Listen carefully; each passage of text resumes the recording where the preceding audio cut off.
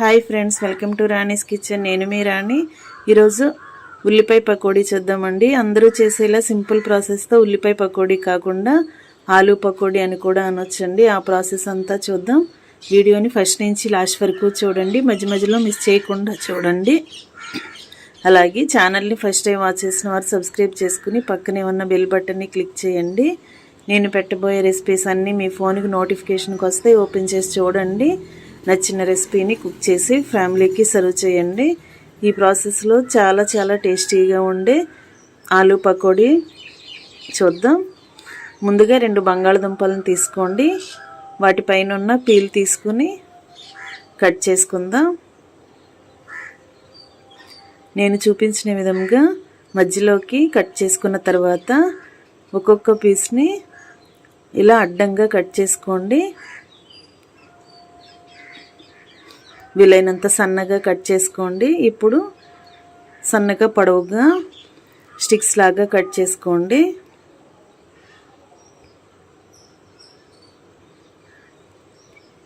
ఇదే విధంగా రెండవ ముక్కను కూడా కట్ చేసుకుందాం.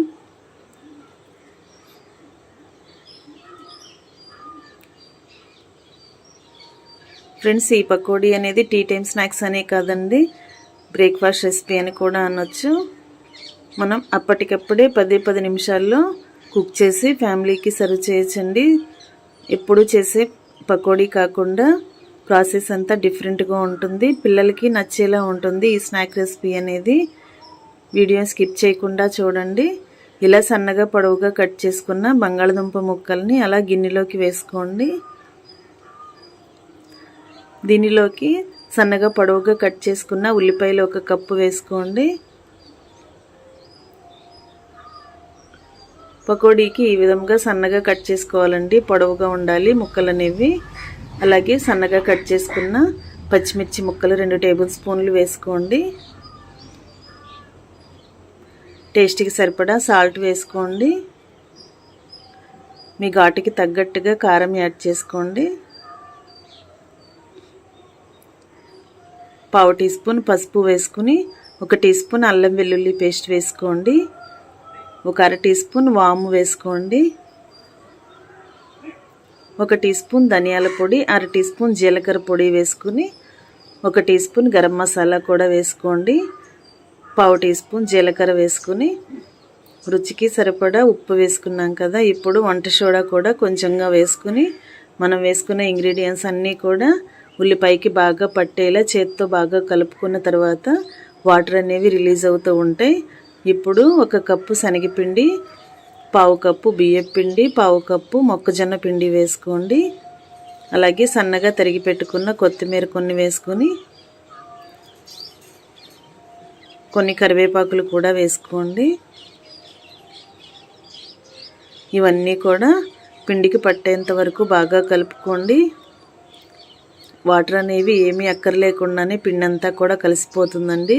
మీరు శనగపిండి క్వాంటిటీ ఎక్కువగా తీసుకున్నట్లయితే వాటర్ కొంచెం కావాలి అంటే కొంచెంగా చేతిలో పోసుకుని పిండిని కలుపుకోండి. ఎక్కువగా పోయాల్సిన పని లేదండి. ఈ విధంగా కలిపి రెడీ చేసి పెట్టుకోండి. పిండిని టేస్ట్ చూసుకుని సాల్ట్ కానీ కారం కానీ మీ టేస్ట్కి తగ్గట్టుగా లేకపోతే యాడ్ చేసుకోండి. ఇప్పుడు స్టవ్ ఆన్ చేసి కళాయి పెట్టుకుని ఆయిల్ కాగించండి. ఆయిల్ కాగుతున్నప్పుడు వేడివేడిగా ఉన్న ఆయిల్ని 1 గరిటె తీసుకుని కలుపుకున్న పిండిలో వేసుకోండి.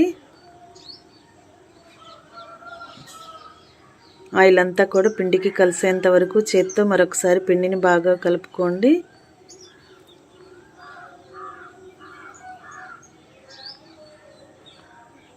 ఇలా వేడివేడిగా ఉన్న ఆయిల్ని వేసుకున్నట్టయితే పకోడీ అనేది గుల్లగుల్లగా వస్తాయండి.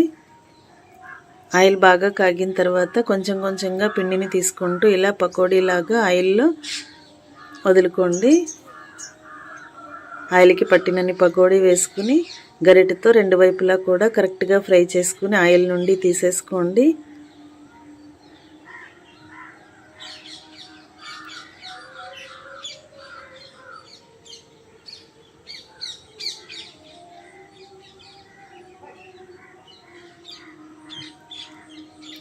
ఇదే విధంగా మిగిలిన పిండిని కూడా ఆయిల్కి పట్టినన్ని పకోడీలు వేసుకొని డీప్ ఫ్రై చేసుకోండి.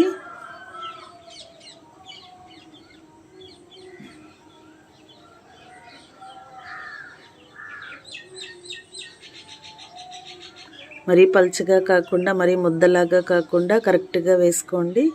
పిండి తగినంత తీసుకుని వేసుకుని డీప్ ఫ్రై చేసుకోవటమే. కరెక్ట్గా ఫ్రై అయిన తర్వాత గరిటె నుంచి తీసుకుని ఆయిల్ నుండి తీసుకుని ప్లేట్లోకి వేసుకోండి. ఇదే విధంగా మిగిలిన పిండి అంతా కూడా పకోడీ వేసుకుని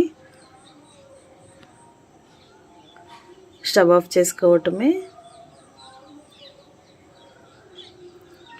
ఇంకా రెడీ అయిపోయండి. చాలా టేస్టీగా ఉండే క్రిస్పీగా ఉండే ఆలూ పకోడీ, ఆనియన్ పకోడీ, ఆలూ పకోడీ టేస్ట్ చాలా బాగుంటాయి. మనం గరం మసాలా, ధనియాల పొడి, జీలకర్ర పొడి యూజ్ చేసాం కదా, చాలా టేస్టీగా ఉండే రెసిపీ అండి. మీ అందరూ కూడా ఖచ్చితంగా ట్రై చేయండి. మీ అందరికీ నచ్చుతుంది. పకోడీ అంటే ఆనియన్తోనే కాకుండా ఇలా బంగాళదుంపలతో కూడా చేసామంటే పిల్లలకి చాలా నచ్చేలా ఉంటుందండి ఈ రెసిపీ అనేది. ఖచ్చితంగా మీరు ట్రై చేయండి.